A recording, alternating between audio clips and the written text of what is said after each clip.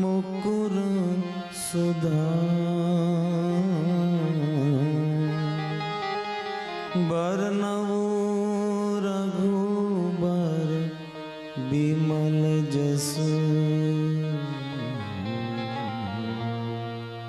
जोदायक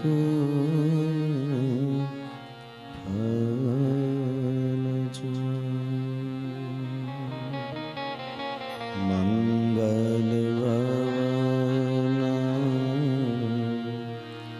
अमंगल हारी मंगल अमंगल हारी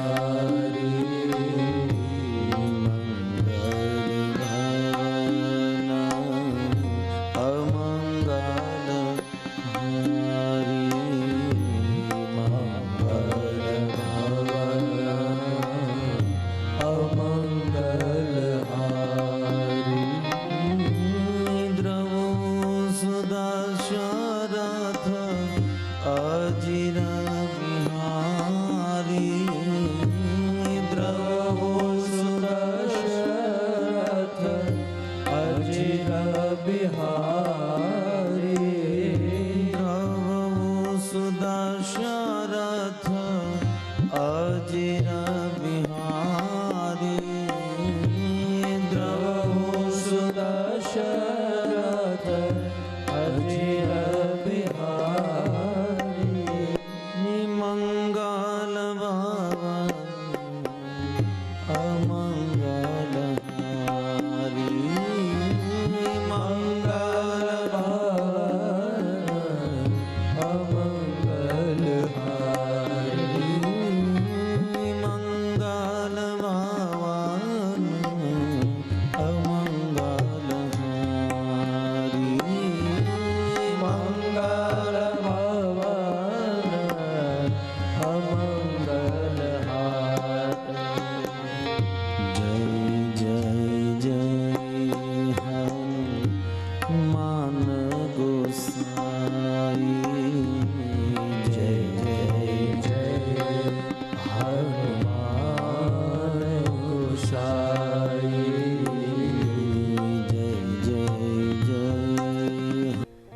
આમ તો જો કે આપણે બધાને ખબર છે કે આપણે થોડાક 1 કલાક મોડા છીએ, પણ આમ ગણીએ તો સમયસર જ છીએ. સંતનું સાનિધ્ય મળ્યું છે એટલે સમય જ હોય.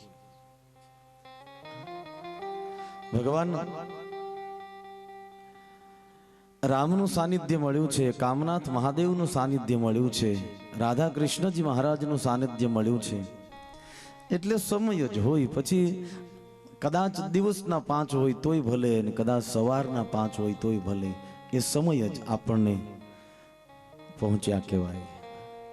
બાપુને હું એ જ કહેતો હતો રસ્તામાં કે બાપુ હું મોડો થયો પણ આમ સમયે છું, આમ સમયે છું.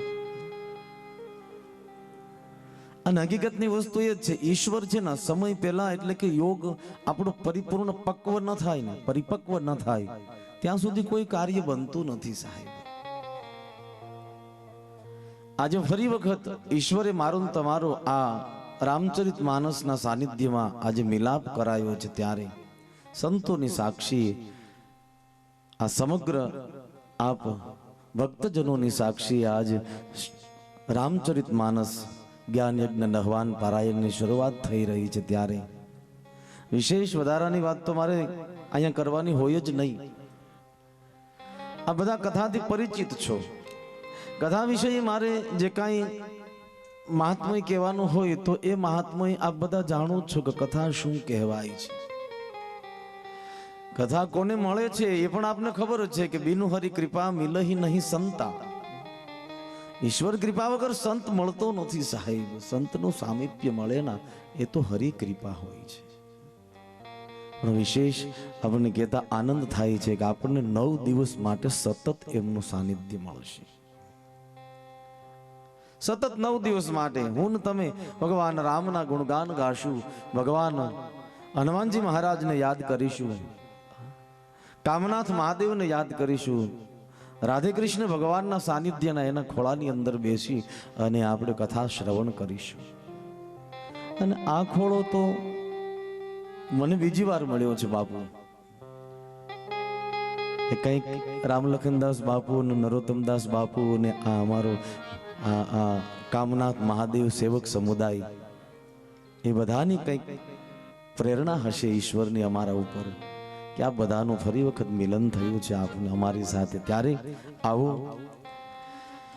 કથા એ શું છે, કથા આપણા જીવનમાં શું કરાવે છે. તમને આપણે ઘણી વખત લોકો પ્રશ્ન કરતા હોય કે ભાઈ આ કથા શું કામ, કથાથી ફાયદો શું છે. આ તમે આટલી બહોળી સંખ્યામાં આટલા તડકામાં બધા તમે આવતા હતા અને એટલા બધા સરસ મજાના નૃત્ય કરતા હતા, તો તમને મને મળે છે શું આ કથાથી? કેમ ભાઈ આપણી પાસે કઈ કામ નથી? છે જ, અનેક કામ છે, અનેક કામ છે, એક નહીં. અને કોઈને નવરાઈ નથી આ દુનિયામાં, કોઈ ફ્રી નથી. પણ છતાંય આપણે કથાનું નામ પડતું હોય, કોઈ સત્સંગનું નામ પડતું હોય, કોઈ આશ્રમની અંદર કંઈ ઉત્સવનું નામ પડતું હોય, ત્યારે આપણે મન મૂકી અને પછી ત્યાં આવતા હોય, બધા કામ મૂકીને ત્યાં હાજર હોય. શું કામ? કથાથી મારું તમારો મોહ છે એ નષ્ટ થાય છે. રામકથા શું કરે? રામકથા મોહ નષ્ટ કરાવે છે. કથાથી મારી તમારી જે મમત્વ જે છે, મોહ જે છે, એ તમને એમ થશે કે બાપુ રામકથાથી મોહ કેમ નષ્ટ થયો? તો પહેલી જ વાત એ કહું છું કે તમે કામનાથ મહાદેવ જ્યારે તમે દર્શન કરવા આવતા હોય ત્યારે તમે કેવી રીતે આવો છો? આડા દિવસે ગાડી લઈને આવતા હોય, ઈશ્વર કૃપાથી 4 વ્હીલ હોય તો એ 4 વ્હીલ લઈને આવે, 2 વ્હીલ લઈને આવતા હોય. ચાલીને આવવા વાળા કેટલા જણા કયો લ્યો? બહુ ઓછા, બહુ ઓછા. હા, હોઈ શકે 2, 5, 10 વ્યક્તિ હોઈ શકે, એમાં કોઈ સવાલ નથી. પણ સૌ પ્રથમ તો મારો ને તમારો એ ગાડીનો મોહ ગયો. આપણે કોઈ કીધું હોય ને કે 1 કિલોમીટર થોડાક દૂર છે અને ત્યાં તમને 500 રૂપિયા ચાલીને જવાના આપશે, તો આપણે તરત ના પાડી દઈએ કે ભાઈ 1 કિલોમીટર એ કાળા તડકાના આપણે હાલીને જવા નથી માંગતા. ના પાડીએ કે ના પાડીએ? ના ભાઈ, 500 રૂપિયા મારે ન જોઈએ, અરે 1000 આપો, 1000 એ ન જોઈએ. આપણે તરત ના પાડીએ કે ના, આ ન જોઈએ, આપણે આ ન જોઈએ. પણ અહીંયા તમને કોઈને કહેવામાં નથી આવ્યું તમને આટલી વસ્તુ મળશે, તમને આટલી વસ્તુ મળશે, છતાંય તમે અહીંયા નૃત્ય કરતા કરતા આવતા હતા. સૌ પ્રથમ આપનો આ ગાડીનો, આ 2 વ્હીલનો, 4 વ્હીલનો, એમાં એસીનો આ બધો મોહ ગયો, આ બધો મોહ ગયો. કથા પેલું કામ એ જ કરાવે છે, મોહ નષ્ટ કરાવે. બીજું કામ શું કરે છે કથા? મનની શાંતિ જે છે એ આપણને આપે છે. મનની શાંતિ, આપણને મનની શાંતિ મળતી હોય કથાની અંદર. આપણે જો એક ચિત્તે કથાનું શ્રવણ કરીએ ને તો હું ને તમે બધું ભૂલી જઈએ છીએ કે હું કોણ છું, હું ક્યાં રહું છું, અરે હું ક્યાં છું એ પણ આપણે ભૂલી જતા હોઈએ છીએ. એટલે કથા મનના આપણે ભીતરની અંદર શાંતિ આપે છે, એવી કથા. આમ તો ગોસ્વામીજીએ ઘણી વખત હું વાત કરતો હોય અને સંતો પાસેથી શ્રવણ કર્યું છે.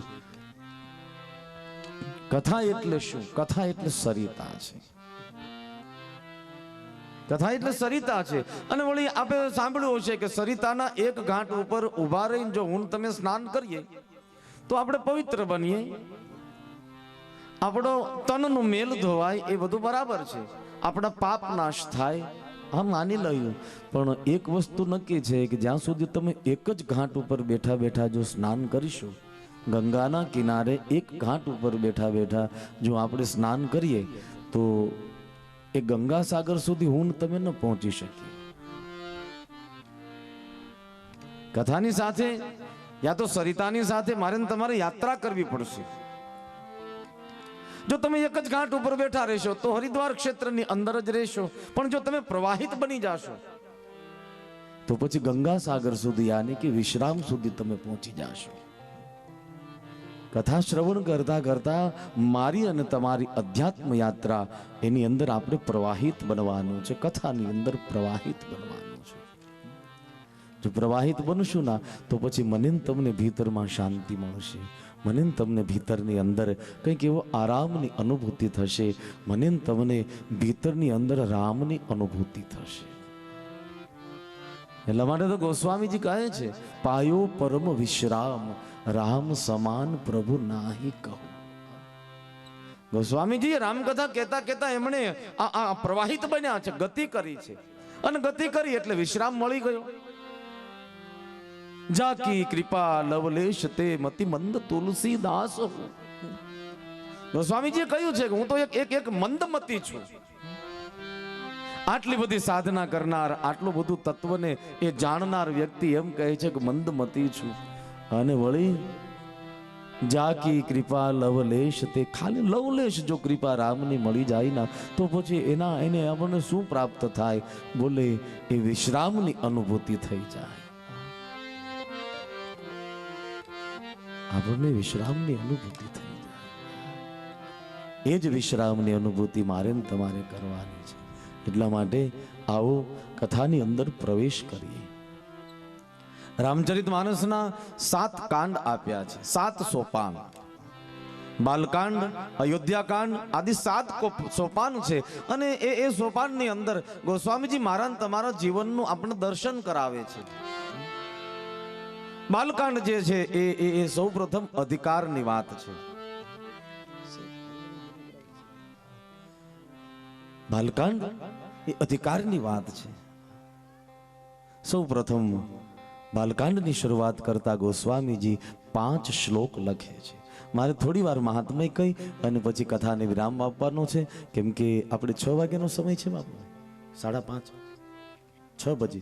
હા, 6 વાગે આપણે કથાને વિરામ આપવાનો. થોડી વાર માટે આપણે કથાની અંદર આ 5 શ્લોક શું કહેવા માંગે છે, 5 શ્લોકનો મતલબ શું છે, આપણે એ શ્લોક જોઈ અને એ 7 શ્લોક જોઈને પછી આપણે એ કથાની અંદર પ્રવેશ કરીએ અને વિરામ પણ આપીએ આજના કથાને.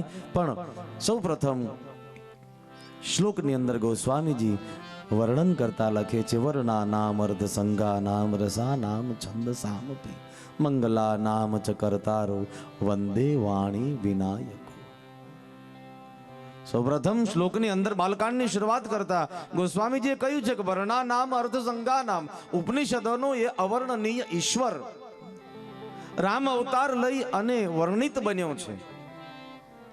એવા ભગવાન રામના ચરણોના સૌ પ્રથમ એમણે વંદના એ વર્ણ શબ્દથી શરૂ કરી છે. વંદે વાણી વિનાયકો, એટલે કે ભગવાન ગણપતિ અને સરસ્વતીજીની વંદના કરતા કહ્યું છે કે હે ગણપતિ, હે સરસ્વતીજી, હું આપને વંદન કરું છું. વળી વિશેષ આપે રામચરિતમાનસ આ સંતોની કૃપાથી કંઈક મળ્યું છે, ત્યારે આપણે એક ચિંતન કરીએ કે ગોસ્વામીજીએ વર્ણ શબ્દથી કથાની શરૂઆત કરી છે. શરૂઆત કરી છે વર્ણ શબ્દથી. આપણે તો ઘણી વખત કથા શ્રવણ કરી છે.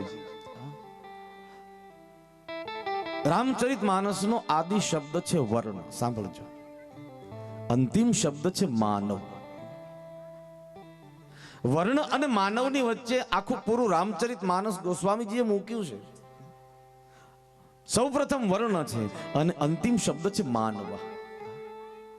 કહેવાનો મતલબ જ એ છે કે રામચરિતમાનસનો કોઈ પણ અધિકારી હોય, પછી એ બ્રાહ્મણ હોય તોય ભલે, ક્ષત્રિય હોય તોય ભલે, વૈશ્ય હોય તોય ભલે અને શુદ્ર હોય તોય ભલે, રામચરિતમાનસનો અધિકારી ફક્ત માનવ હોવો જોઈએ, બસ. વર્ણ કોઈ પણ હોય, એટલા માટે તો શબ્દ આપ્યો છે વર્ણા નામ. વર્ણથી શરૂઆત કરી છે ગોસ્વામીજીએ. બહુ ક્રાંતિકારી શબ્દ લખ્યો છે.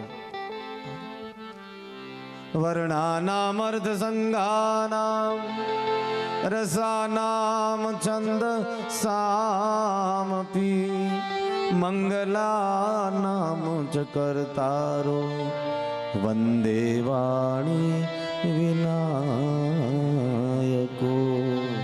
વંદે વાણી વિનાયકો. સ્વામીજી બહુ ક્રાંતિકારી શબ્દ મૂક્યો છે. સૌ પ્રથમ શબ્દ તમે જુઓ સાહેબ, આના ઉપર જો સંતો ચિંતન કરે ને તો આપણને ઘણું બધું મળ્યું છે સંતો પાસેથી. વર્ણ અને માનવની વચ્ચે આ પૂરું રામચરિત માનસ ગોસ્વામીજીએ મૂક્યું છે. યાની કે રામાયણનો કોઈ અધિકાર, હા, શું કામ વર્ણ શબ્દ શું કામ માન્યો છે? કદાચ કાલે બ્રાહ્મણો એમ કહે છે કે રામાયણ ઉપર અમારો જ અધિકાર, ક્ષત્રિયો કદાચ એમ કહે કે ભગવાન રામ અમારા કુળમાં જન્મ્યા છે એટલે અમારો જ અધિકાર, વૈશ્યો કદાચ એમ કહે કે આટલી બધી મોટી સંપત્તિ ખર્ચ કરીને અમે રામચરિત માનસ જેવા કાર્યક્રમો કરીએ છીએ એટલે અમારો અધિકાર, શુદ્રો કદાચ એમ કહે કે ભગવાન રામ રાજ્ય છોડી અને પછી કુટિયામાં રહેવા માટે અમારી પાસે આવ્યા એટલે અમારો અધિકાર. વર્ણાશ્રમની તકરાર ઊભી ન થાય એટલા માટે ગોસ્વામીજીએ લખ્યું છે વર્ણા નામ અર્થ સંઘાના. શબ્દ પેલો એટલા માટે જ વર્ણ શબ્દ મૂક્યો છે. રામાયણનો આદિ શબ્દ વર્ણ છે. પછી ભલે એ કોઈ પણ વર્ણ ન હોય, કોઈ પણ વર્ણ, બ્રાહ્મણ હોય તોય ભલે, ક્ષત્રિય હોય તોય ભલે, શુદ્ર હોય તોય ભલે, અને કદાચ વૈશ્ય હોય તોય ભલે, બસ એક શરત છે, માનવ હોવો જોઈએ. માનવ હોવો જોઈએ. માનવની આ લીલા બતાવી છે, એનો અધિકાર. ત્યાં સુધી નહીં સાહેબ, ગોસ્વામીજી માનવ નહીં અસુરો સુધી લઈ ગયા છે. અરે પશુઓ સુધી આ કથાને લઈ ગયા છે. રામાયણને આપણે જોઈએ તો આપણે ખ્યાલ આવે, એક એક તત્વ સુધી ગોસ્વામીજી લઈ ગયા છે. આ કથાની અંદર આપણને એ બતાવે છે કે રામચરિત માનસ મને તમને માનવ બનતા શીખવાડે છે, મને તમને સદ આચરણ એક કરતા શીખવાડે છે. મારું તમારું આચરણ દિવ્ય હોવું જોઈએ. એ રામચરિત માનસ અને રામચરિત્ર જોયા પછી મને એ તમને એમ થવું જોઈએ કે જીવન તો છે ને રામના જેવું જીવી લેવાય. રામે એના જીવનમાં શું કાર્ય કર્યું એ આપણે જીવી લેવાય. કોઈ એમ કહે છે કે ભાઈ કૃષ્ણએ કીધું એમ કરાય ને રામે કર્યું એમ કરાય, પણ હકીકતમાં તો બે વસ્તુ છે. રામે શું કીધું છે ને કૃષ્ણએ શું કીધું છે એ જોવા જેવું છે. આપણે એમ કહીએ ખરા કે રામે કીધું કર્યું એમ કરાય, અને આપણે એમ પણ કહેતા હોઈએ કે કૃષ્ણએ જેમ કીધું એમ કરાય. કૃષ્ણએ કર્યું એમ ક્યારેક તો કરો. હા, તમે એ રસ્તે ડગલા તો ભરો સાહેબ. અને રામે શું શું કીધું એનું ક્યારેક ચિંતન કરો. ભગવાન કૃષ્ણનો જ્યારે જન્મ થયો ના, એ જન્મ થયો એ પહેલા જ એમને મૃત્યુના નગારા વાગતા હતા સાહેબ. હજી તો જન્મવાની વાર હતી. અરે ત્યાં સુધીની નહીં, હજી તો માતાના હાથ ઉપરથી જ્યારે મીંઢોળ નથી છૂટ્યો ત્યારે પેલી આકાશવાણી થઈ છે અને કંસને કહ્યું છે કે હે કંસ, તું જેને વળાવા જા છો ને એનું 8મું સંતાન તારું મૃત્યુનું કારણ બનશે, એના હાથે તારું મૃત્યુ છે. હજી તો માતા પિતાના લગ્ન થયા છે, માતાના એ હાથમાંથી મીંઢોળ નથી છૂટ્યો, ત્યાં એના મરવાની વાટ જોવા મળી છે સાહેબ. આ કૃષ્ણ છે. ડગલે ને પગલે કૃષ્ણએ દુઃખ ભોગવ્યા છે સાહેબ. ડગલે ને પગલે આપણે તમે જો, આપણે તો એમ કહીએ છીએ ભગવાન કૃષ્ણ જે છે એને કીધું એમ જ કરાય, નહીં એને કર્યું એમ કરાય. ભગવાન કૃષ્ણએ સૌ પ્રથમ પૂતનાને મારી છે, એના પછી શકટાસુરને માર્યો છે, એમના પછી વળી તૃણાવતને માર્યો છે, એમના પછી એમણે અઘાસુરને માર્યો છે. આવા બધા અસુરોને મારીને એણે શું કર્યું છે, આપણને શું સંદેશો આપ્યો એ પણ જોવું જોઈએ. અને ભગવાન રામે આપણને શું કહ્યું છે એ પણ આપણે જોવું જોઈએ સાહેબ. રામ કહે છે, સુનુ રઘુપતિ સુનુ ભામિની બાતા, સુનુ રઘુપતિ સુનુ ભામિની બાતા, સુનુ રઘુપતિ ભામિની બાતા, કહ રઘુપતિ સુનુ ભામિની બાતા, કહ રઘુપતિ સુનુ ભામિની બાતા. માનહુ એક ભગતિ કરનાતા, માનહુ એક ભગતિ કરનાતા, માનહુ એક ભગતિ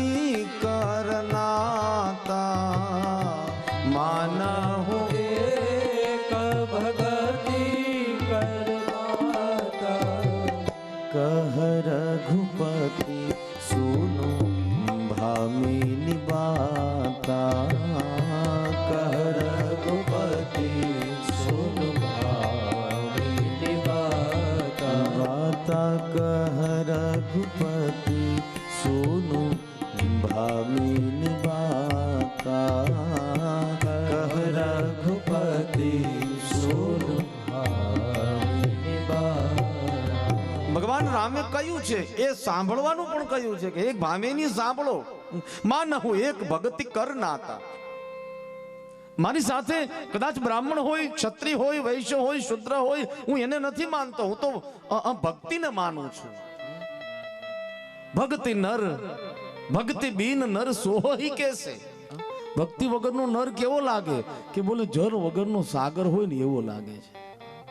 મારે એની સાથે કોઈ મતલબ નથી। અને તમને મને ખબર છે જળ વગરનો સાગર છે ને એની કોઈ કિંમત નથી। કદાચ સાગરમાંથી સમુદ્રમાંથી 14 રત્ન લઈ લીધા ને કોઈ ચિંતા નથી, પણ એ રત્નને તમે બાકાત કરી દો, એ સમુદ્રને કોઈ ફરક નથી પડતો, એની શોભાને કોઈ વાંધો નથી આવતો, એના કાર્યને કોઈ વાંધો નથી આવતો, એને તકલીફ નથી। પણ ખાલી કલ્પના કરો એ 14 રત્ન આપી દો ને વળી પાછા એમાંથી જળ લઈ લ્યો તો એ સાગર કેવો લાગે? એ સાગરની કોઈ કિંમત નથી, એની કાંઈ કિંમત નથી। ભગતિ બિના નર સોઈ કેસે, ભગતિ બિના નર સોઈ કેસે। ભક્તિ વગરનો માણસ કેવો લાગે? બિનું જલ બારિદ હો હી જૈસે। બારિદ એટલે કે સમુદ્ર, જળ વગરના સમુદ્ર। અને ભગવાન પણ એમ કહે છે કે ભજન કરે ને એ મારો છે। શબરી, મારે તો ભક્તિની સાથે મતલબ છે, મારે ભજનની સાથે મતલબ છે। અને ભગવાન કૃષ્ણએ વળી પાછો એ જ જુઓ તમે, રામે એમ જ કહ્યું અને ભગવાન કૃષ્ણએ એમ જ કહ્યું છે। ભગવાન કૃષ્ણએ બીજું મમ ભક્ત પરાધીનમ અહમ ભક્ત પરાધીનમ, ભગવાન કૃષ્ણ પણ એમ જ કહે છે। અદ્વેષ્ટા સર્વભૂતાનામ મૈત્ર કરુણ એવ ચ, નિર્મમો નિરઅહંકારો સમ દુઃખ સુખ ક્ષમી। આવો ભક્ત હોય ને તો એ ભક્તિ માનમે સમે પ્રિય। એ આપણને એમ કહે છે કે એવો ભક્ત મને ગમે છે, એટલા માટે અર્જુનને કહે છે, એમ કે છે દ્વારિકા વાળો અર્જુન ભજન કરે ને એ નરમાં।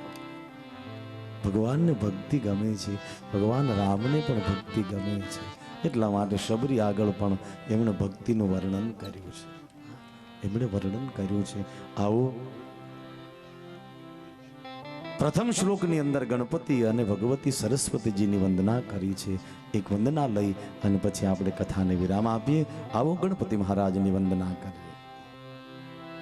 ગાઈએ ગણપતિ જગવંદન, ગાઈએ ગણપતિ જગવંદન, ગાઈએ ગણપતિ જગવંદન, ગાઈએ ગણપતિ જગવંદન।